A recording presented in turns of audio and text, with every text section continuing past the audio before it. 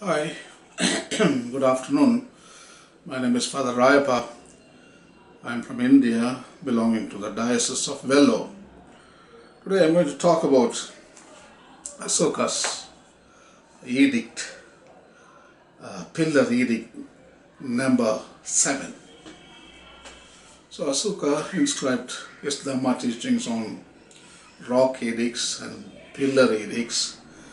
So the 7th pillar edict talk about legislation and persuasion. Ashoka didn't believe much in regulations and legislations. He thought that they were less fruitful than the persuasive method. Not punishing people, not demanding people, you should do it. Would you like to do it? That's a persuasion. So he believed a persuasive framework yielded much better results. The legislative framework didn't work much at all. So that is what he writes in Edict number 7. So I'm going to read from the book Ashoka's Dhamma and Jesus Christ, Kingdom of God, page number 178. 7th pillar edict. Ashoka inscribes as follows. His name is Piyadasi. Thus speaks the beloved of the gods, King Piyadasi. The advancement of Dhamma amongst men has been achieved through two means, legislation and persuasion.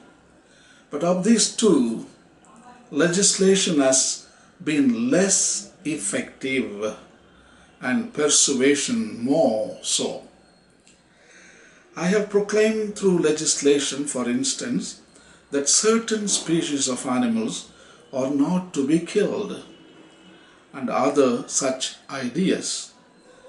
But men have increased their adherence to Dhamma by being persuaded not to injure living beings and not to take life. So here Ashoka explains that Dhamma has been taught in two ways, by legislation and by persuasion. Ashoka admits that much more has been achieved by persuasion and that the regulations have been of little consequence. By way of an example, he explains that he has declared certain animals inviolable, and has therefore placed a restriction on their killing. However, through an understanding of Dhamma, there would automatically be no killing of animals, thereby making the restrictions unnecessary. Even at this stage, Ashoka appreciated the value of persuasion as a stronger force than restriction or legislation. And although by now the institution of the Dhamma Mahamatas, the apostles of Dhamma teaching, had acquired tremendous power of interference in the lives of the people, nevertheless, Ashoka still theoretically stressed the importance of persuasion. That is so beautiful. Ashoka, 2250 years ago, he believed in consciousness, persuasion framework as a foundation in consciousness. And he rejected regulation and legislation. These things are primitive man, but today we hang on. Even today we hang on to legislation, regulation. Even in politics, even more so in religion. So I think it is high time to listen to Ashoka's Dhamma. And human beings have freedom, and freedom with responsibility. There is limit to everything. And man has to arrive to this perfection of choosing to do good. The whole society's progress depends on individual. It starts in an individual. And from the bottom-up process, it goes all the way to the top. So I think actually we are celebrating the year of mercy. And Pope Francis has written a document called Misericordiae, Vultus, the mercy of God.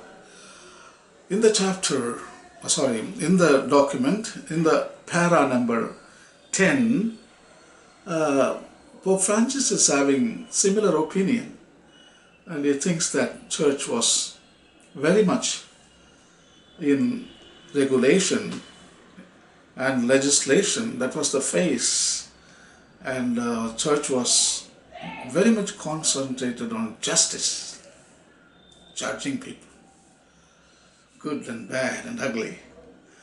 So Pope is admitting in the paragraph number Misericordiae Vultus that church path was somewhat deviated. So he comes to the same persuasion method. He calls it mercy. Persuasion is nothing but you express mercy and you persuade other people. Or if you have a mercy, you will be persuaded too towards others. So that is what Pope Francis is saying, like Ashoka the Great, 250 years before Christ. And Jesus also follows the same similar method. And he talks about your ancestors were taught that you shall not kill. But I tell you, even if you say abusive word towards your neighbor, I think you have killed him. See, Jesus is comparing the legislation, the 10 Commandments, and now he goes to persuasion. And he comes to say, even if you look at a woman with a bad eye, you have committed adultery. That is persuasion. Law says thou shalt not rape a woman. And thou shalt not commit adultery. But here, even looking at woman, commit adultery. That is what Ashoka writes in the Pillar Edict 7. He has inscribed that in his kingdom, some of the animals should not be killed. That is the legislation. But in the persuasion method, because of Dharma, people have understood that even hurting an animal is equal killing an animal. So that is the understanding. So far-reaching. So it's a big shift in the history of religion, the history of our human consciousness. That's a beautiful. So Pope Francis is writing in Misericordiae Vultus, paragraph number 10. I would like to read it for you. Mercy is the very foundation of the church's life. All of her pastoral activity should be caught up in the tenderness she makes present to believers. Nothing in her preaching and in her witness to the world can be lacking in mercy. The church's very credibility is seen in how she shows merciful and compassionate love. The church has an endless desire to show mercy. Perhaps we have long since forgotten how to show and live the way of mercy.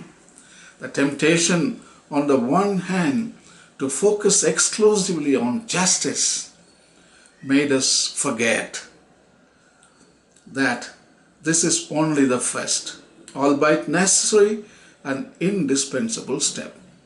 But the church needs to go beyond and strive for a higher and more important goal.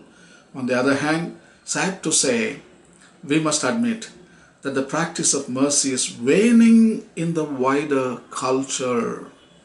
In some cases, the word seems to have dropped out of use. However, without a witness to mercy, life becomes fruitless and sterile. as if sequestered in a barren desert.